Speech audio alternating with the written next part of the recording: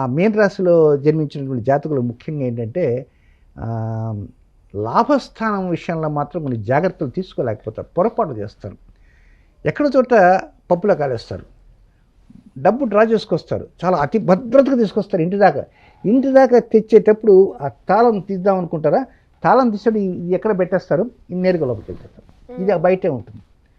Bank దగ్గర నుంచి తెచ్చేదాకా ఉన్న తీరా ఇంటి దగ్గరికి వచ్చేటికి బ్యాంక్ ఇక్కడ పెట్టేస్తారు.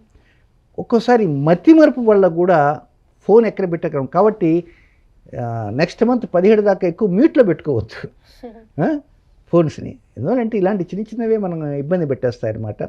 అలాగే అన్నిటికంటే ముఖ్యంగా మీన రాశి వారికి తీసుకోవాల్సిన జాగ్రత్త ఏంటంటే ఏదైనా చిన్నపాటి అనారోగ్యం లాంటిది ఏదైనా ఉంటే డాక్టర్ దగ్గరికి వెళ్ళండి తప్ప సొంత వైద్యం మాత్రం చేసుకోకూడదు. ఆ విధంగా చేస్తుంటే గురుగారు మొత్తానికి సింహ సంక్రమణం మొత్తం మీద అన్ని రాశుల వారికి కొంచెం జాగ్రత్తగానే జాగ్రత్త అంతా 30-40 ఫస్ట్లో మనం చెప్పుకున్నాం. 40% ఇప్పుడు మనకు జాగ్రత్తలు చెప్తేనే చేస్తారు. మనకు నువ్వు ఇంద్రుడు అవుతావు, చంద్రుడు అవుతావు, స్కూటర్ కొంటావు, ఇవన్నీ ఎవరికి కావాలి? మా జాగ్రత్త మా వంట పని దగ్గర జాగ్రత్తగా ఉంటే అక్కడ పోయి వాళ్ళు కేర్ తీసుకుంటారు. నువ్వు స్కూటర్ కొంటావంటే మనం స్కూటర్ కొంటా గార్గే సిద్ధం చెప్పారు, స్కూటర్ కొంటాను అటు చెప్తుంటారు, పోయి దూకేస్తారు.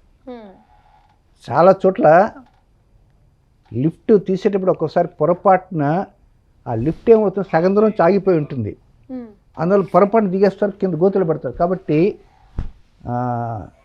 సింహ సంక్రమణమే కాదు, అన్ని రాసులు ఉండేవారు మీ లిఫ్ట్ దగ్గర ఒక్కోసారి పొరపాటున వెళ్ళేటప్పుడు తలుపు తీయంగానే అది కిందకుందో మధ్యలో ఉందో గమనించండి. ఒక్కోసారి పొరపాటున దూకే అవకాశాలు ఉంటాయి కనుక ఇలాంటి జాగ్రత్తలు తీసుకోవడానికి ప్రయత్నం చేయండి.